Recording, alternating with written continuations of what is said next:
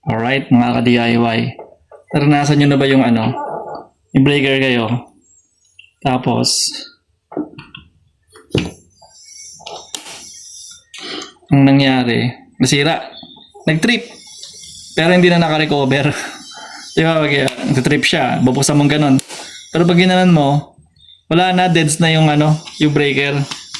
Nangyayari kasi yun eh. Kasi yung breaker, dinesign niya na pag biglang umakit yung current, magti-trip siya. Pero paano pag dahan-dahan yung pag-akyat ng current? O kaya matagal siyang mainit.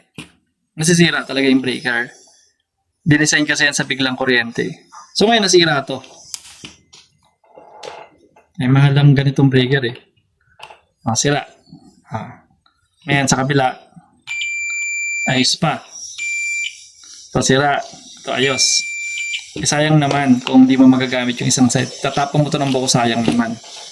So, kukunin ko na lang yung kabilang side. Okay? So, ito yung okay.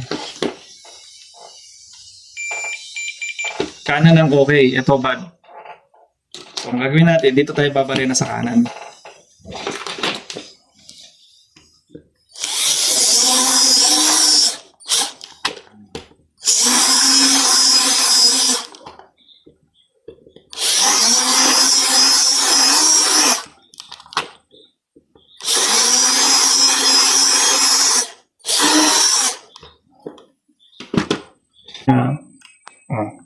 Tinanggal muna natin yung lock kasi meron niyang rivet sa'yo.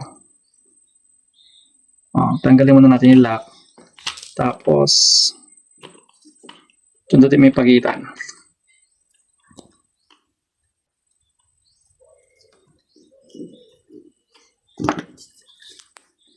Hawakan mo lang maigi kasi kakalas lahat yan kapag kapag naalis mo yung rivet, sabay-sabay ang makakalas. Kaya hindi ko binibitawan yung ilalim.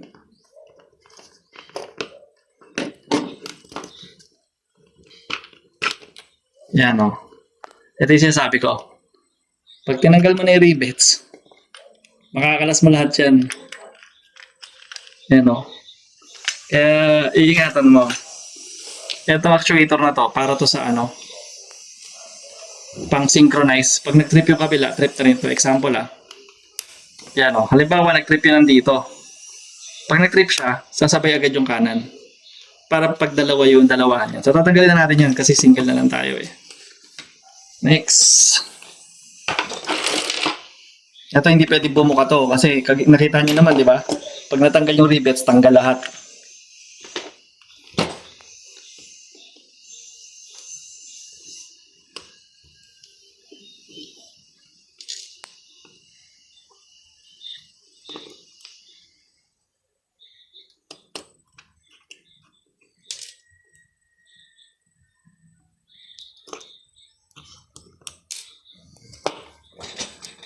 So, ayan. Buka lang natin to.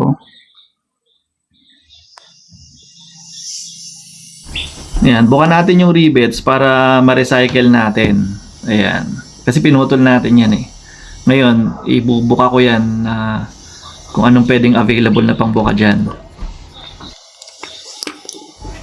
Ito medyo malalim to eh. Kaya tutukuran ko. May tinukod ako na na screwdriver sa ilalim. Kasi para tumulak siya pataas. Pag hindi ko tinukuran ng screwdriver yan, mahuhulog yung rivet. Kasi loose na yung yung sa taas na side eh. Yan, pinambubuka ko lang yung soldering iron. Hindi yan nakasaksak. Yan lang yung pinaka-available eh. Yan, tutukod ko uli. Para sagad yung likod.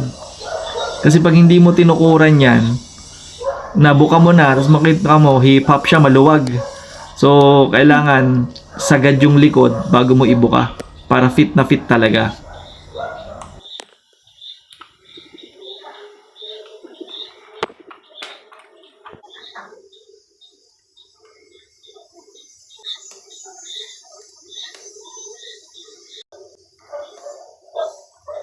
Yan, bubuka lang natin yan.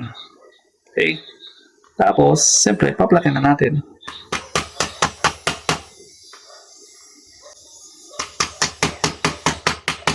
Yan.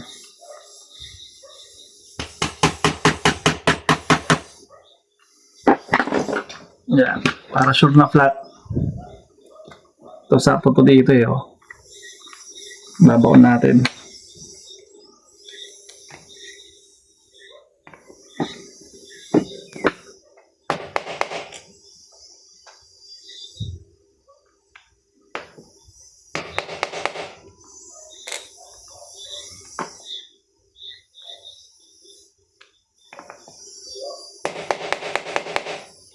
Yan, ito nakabaon to.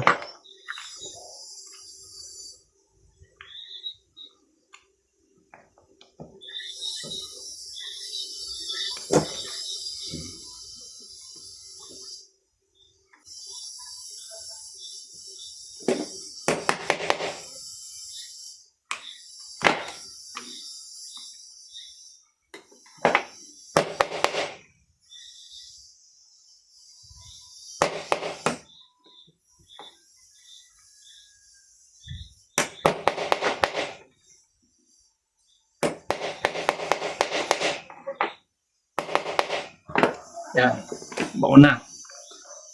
Okay. Testing.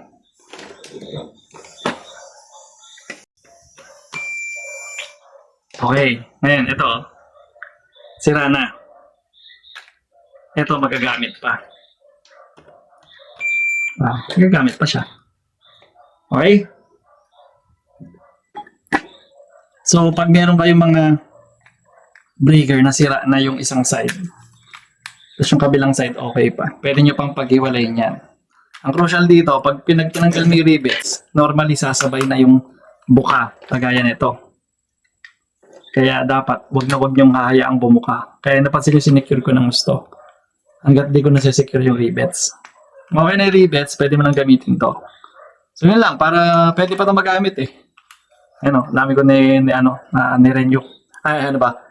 Ni-recondition. So, pwede pa to kasi same din naman yung technique, yung yung laman sa loob, tsaka laman sa loob sa kanan.